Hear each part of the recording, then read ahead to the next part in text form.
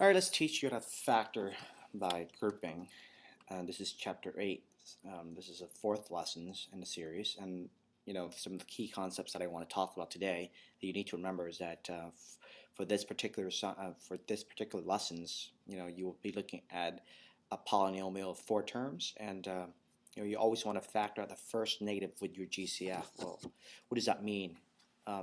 It simply means, imagine I have something like this.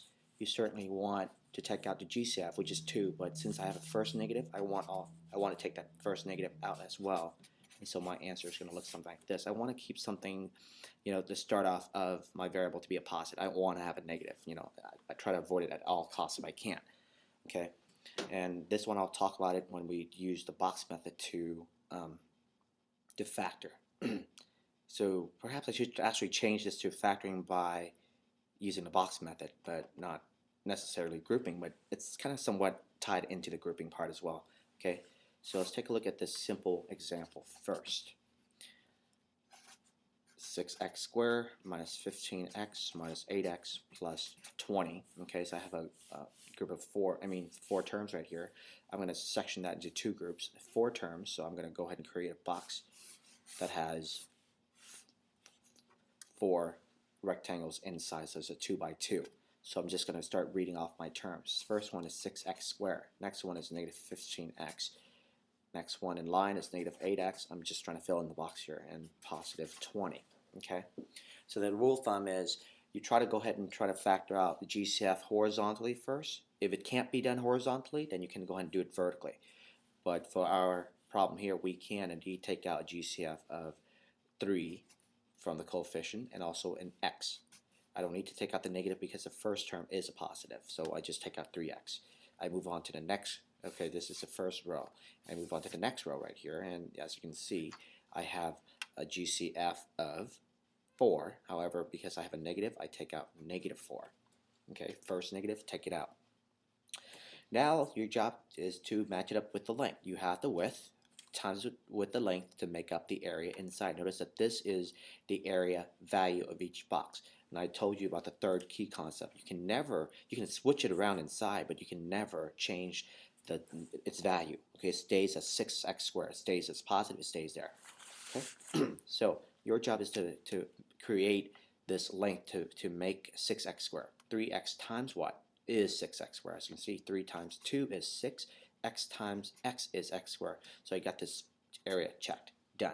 Moving on to right here. 3 times what is negative 15? Well, we know 3 times negative 5 is negative 15.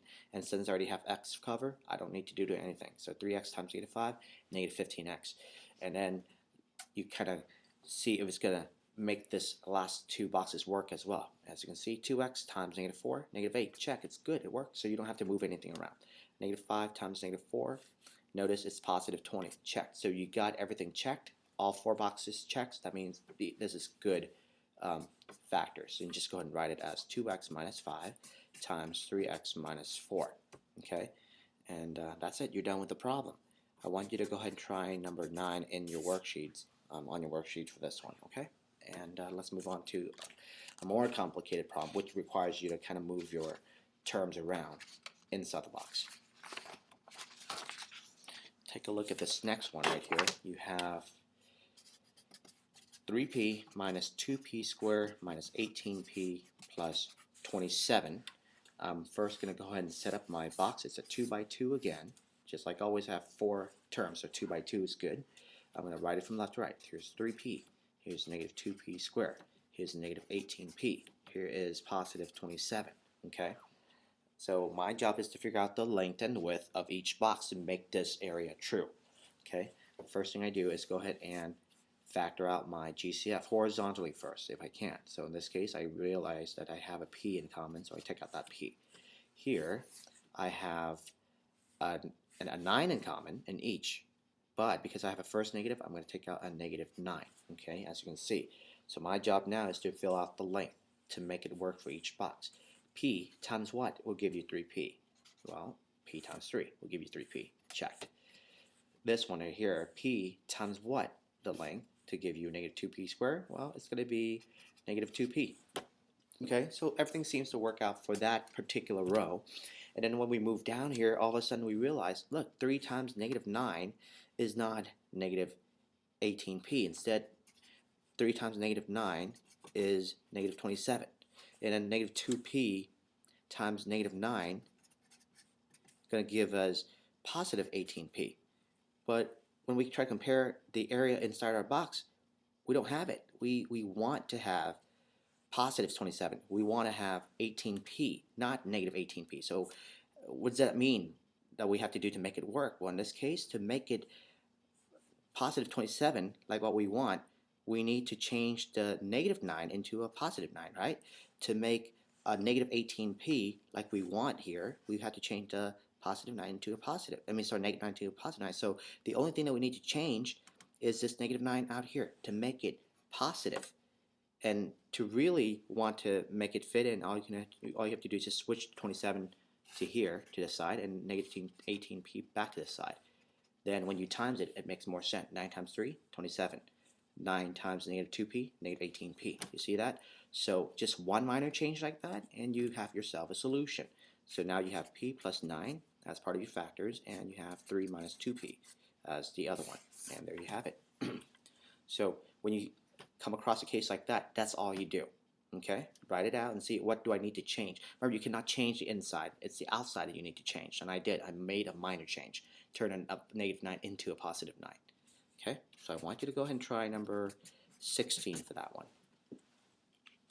It's on your worksheet as well. Take a look at the last example I have for you. I have 2my plus 7x. This looks a bit complicated. Plus 2xy. Okay, it's a 4 terms problem, so I'm going to go ahead and set up my box the same way. Here's 2my, here's the 7x, here's the 7m, here's the 2xy.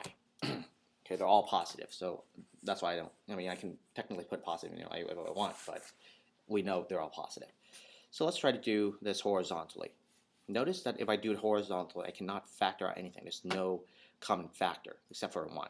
We don't want that. So if you come across such a case where you cannot factor out anything horizontally, do it vertically. Now if you do it vertically, you see that there is m in common. I can go ahead and write that m. There is an x in common right there, so I can write that x. They're both positive, so I can just go ahead and put that positive in between to indicate that it's m plus x. And over here, I just have to figure out m times what with to give you 2my. Well, m times 2y will give you 2my. Okay? And then down here, remember we want to take care of that. So m times what here is going to give you 7m. m times 7, positive 7, right? Okay, so we took care of this. Make sure you got that checked out first before moving anything. Okay? And then you realize 2y times x is not 7x. It actually is 2xy, right? And then 7 times x is not 2xy, it's 7x. So what does that tell us to do? All you have to do is just switch this around. But we are not changing anything. Everything actually works just fine. It's just it's in the wrong place. You can just kind of switch it and you still have the same solution.